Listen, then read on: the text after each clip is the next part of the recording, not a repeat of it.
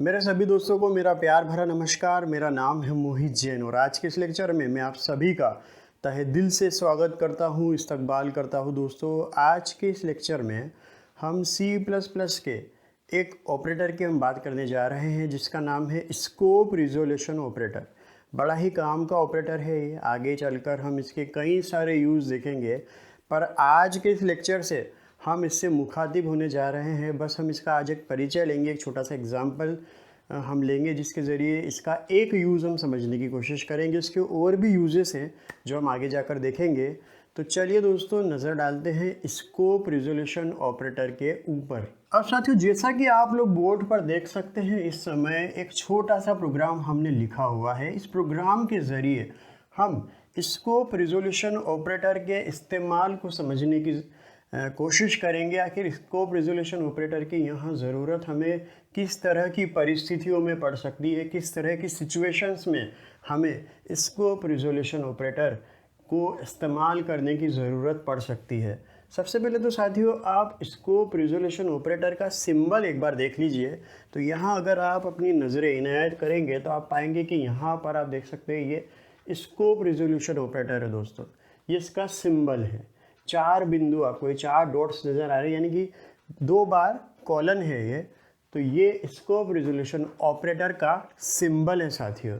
अब चलिए इसके महत्व को समझे, इसकी ज़रूरत को समझने की कोशिश करते हैं हम यहाँ पर। अब साथियों, इस प्रोग्राम पर हम एक सरसरी निगाह डालते हैं। यहाँ अगर आप देखेंगे तो यहाँ सबसे ऊपर हमने एक वेरिएबल डिक्लेयर किया हुआ है। इन सारी चीज़ों से तो आप परिचित हैं ही, वाकिफ़ है ही, तो मैं इन पर वक्त ज़ाया नहीं करूँगा। यहाँ आप ज़रा देखिएगा, यहाँ हमने एक इंटीजर टाइप का वेरिएबल डिफ़ाइन किया हुआ है जिसका कि नाम है x, और इसे इनिशियलाइज़ किया है एक इंटीजर टाइप की वैल्यू से जो कि है 10। अब ये जो x है ना दोस्तों, ये कैसा वेरिएबल है? तो ये है ग्लोबल वेरिएबल। कैसा वेरिएबल है दोस्तों? ये है ग्लोबल वेरिएबल, क्योंकि हमने इसे किसी भी ब्लॉक के अंदर डिक्लेयर या डिफ़ाइन नहीं किया। ये यहाँ इस ब्लॉक से आज़ाद है। तो ये हो गया एक ग्लोबल वेरिएबल, यानी कि इसके नीचे इस प्रोग्राम में जितने भी फंक्शन होंगे उन सभी में हम इसे इस्तेमाल कर सकते हैं। ये हम पढ़ चुके हैं जब हमने स्टोरेज क्लासेस ऑफ वेरिएबल्स के बारे में पढ़ा था, तब हम इस चीज़ को डिटेल में पढ़ चुके हैं। अगर आपको कोई कन्फ्यूज़न है तो आप वहाँ से इस स्टोरेज क्लासेस ऑफ वेरिएबल्स वाले वीडियो देखकर इस चीज़ को और गहराई से समझ सकते हैं। अब ज़रा दोस्तों, इस मेन फंक्शन की बॉडी में देखिएगा। अगर आप इस मेन फंक्शन की बॉडी में नज़र डालेंगे तो आप पाएंगे यहाँ पर भी एक x नाम का वेरिएबल हमने फिर से डिक्लेयर किया है, डिफ़ाइन किया है। इससे हमने इनिशियलाइज़ किया है 50 से। तो क्या ये दोनों ही x सेम है? क्या ये एक ही वेरिएबल है x? तो इसका जवाब है जी नहीं दोस्तों, ये दोनों वेरिएबल्स अलग अलग वेरिएबल है।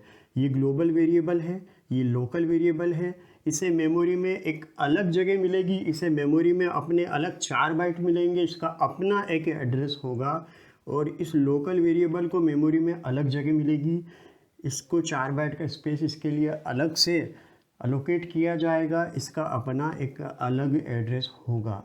चाहे इन दोनों ही वेरिएबल्स के नाम सेम हो दोस्तों, पर ये दोनों है एकदम अलग वेरिएबल। 2 अलग अलग वेरिएबल हैं जिनके नाम है सेम। ऐसा आम जिंदगी में भी हो सकता है, 2 अलग अलग इंसान हो सकते हैं जिनका कि नाम सेम हो सकता है। हो सकता है कि किसी एक बंदे का नाम बबलू है तो दूसरे बंदे का नाम भी बबलू हो सकता है दोस्तों। तो चलिए दोस्तों, इस प्रोग्राम के एग्जीक्यूशन पर हम नज़र डाल लेते हैं। तो यहाँ ये ग्लोबल वेरिएबल है। जैसे ही ये वेरिएबल डिक्लेयर किया, हमने डिफ़ाइन किया, तो मेमोरी में इसका जन्म हो जाएगा और इसके अंदर वैल्यू असाइन हो जाएगी 10। इसका कुछ एड्रेस होगा, हम मान लेते हैं इसका एड्रेस है 1000।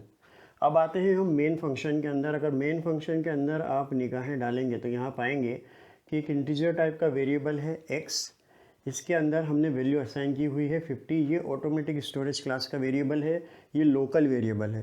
तो जब ये इंस्ट्रक्शन एग्जीक्यूट होगा तो मेमोरी में एक वेरिएबल और बन जाएगा x नाम का ही, पर इसे इनिशियलाइज़ किया जाएगा 50 से और इसका अपना कुछ एड्रेस होगा, हम मान लेते हैं 2000।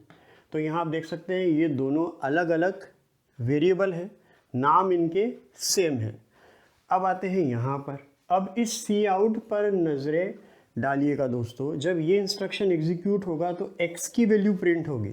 अब यहाँ हमारे जहन में एक सवाल उठता है, एक सवाल हमें कचोड़ता है, और सवाल जो हमें यहाँ कचोड़ता है, हमें झकझोरता है, वो ये है कि ये x कौन सा x होगा, ये वाला x या ये वाला x, लोकल वाला x या ग्लोबल वाला x। ये सवाल हमें अंदर से झकझोर रहा है दोस्तों। तो यहाँ आप इस कॉन्सेप्ट को समझ लीजिए कि हमेशा किसी ब्लॉक के अंदर डोमिनेट करता है लोकल वेरिएबल। यहाँ हम मानते हैं इस प्रोग्राम के अंदर एक ग्लोबल वेरिएबल भी है, एक लोकल वेरिएबल भी है, एक वेरिएबल x है जो ग्लोबल है, एक वेरिएबल x है जो लोकल है। पर किसी भी ब्लॉक के अंदर उस ब्लॉक का लोकल वेरिएबल डोमिनेट कर जाएगा। तो अगर मैं आपसे पूछूं कि इस ब्लॉक के अंदर कौन सा वेरिएबल इस ब्लॉक का लोकल वेरिएबल है, तो आपका जवाब होगा ये वाला x, जिसकी वैल्यू है 50। तो यहाँ से आउटपुट स्क्रीन पर जो वैल्यू प्रिंट होगी, तब आप गेस कर सकते हैं वो वैल्यू क्या होगी, 50। तो इसका आउटपुट होगा साथियों 50। अब साथियों हमने इस प्रोग्राम के अंदर थोड़ी सी तब्दीली की है। अगर आप ध्यान से यहाँ देख सकेंगे तो हमने एक इंस्ट्रक्शन को और शामिल किया है यहाँ पर, और यहाँ अगर आप ध्यान देंगे तो हमने वेरिएबल x का नाम लिखा है और उसके आगे लगाया है स्कोप रिजोल्यूशन ऑपरेटर। तो ऐसा करने से क्या होगा, तो चलिए इस प्रोग्राम के एग्जीक्यूशन पर एक बार फिर से हम नज़र डालते हैं। ये तो आपको पता ही है ग्लोबल वेरिएबल, ये आपको पता ही है लोकल वेरिएबल। अब यहाँ जब इस वाले इंस्ट्रक्शन से x की वैल्यू प्रिंट होगी, यहाँ ध्यान से देखिएगा दोस्तों, हमने लिखा है सिर्फ x, ओनली x। तो अगर x यहाँ हमने सिर्फ लिखा है तो लोकल वेरिएबल को यहाँ तवज्जो मिलेगी, लोकल वेरिएबल को यहाँ पर इज्जत दी जाएगी। और लोकल वेरिएबल कौन सा है दोस्तों, ये रहा लोकल वेरिएबल जिसकी वैल्यू है 50। यानी कि यहाँ से क्या प्रिंट होगा साथियों, 50।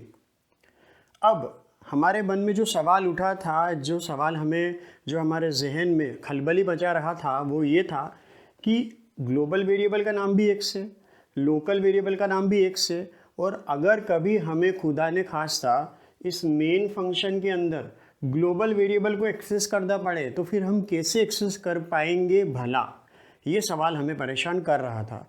तो दोस्तों इस सवाल का जवाब, इस समस्या का समाधान हमारे लिए लेकर आया है कौन, ये स्कोप रिजोल्यूशन ऑपरेटर, एक फरिश्ते की तरह।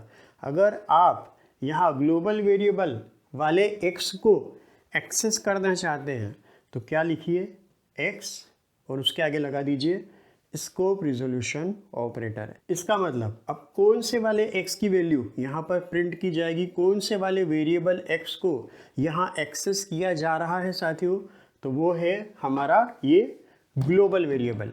स्कोप रिजोल्यूशन ऑपरेटर लगाने की वजह से अब ग्लोबल वेरिएबल x को यहाँ पर इज्जत मिलेगी। तो यहाँ से तो प्रिंट होगा 50 और यहाँ से प्रिंट हो जाएगा 10। तो इसका आउटपुट जब आप देखेंगे, जब इस प्रोग्राम को आप रन करेंगे, तो रन करने के बाद जो आपके सामने आउटपुट आएगा वो आएगा 50 और 10। तो ठीक है साथियों, इस लेक्चर को अब हम करते हैं यहीं पर एंड। होती है मुलाकात आप सभी से अगले लेक्चर में। आप सभी का तहे दिल से शुक्रिया, धन्यवाद। जय हिंद, वंदे मातरम दोस्तों।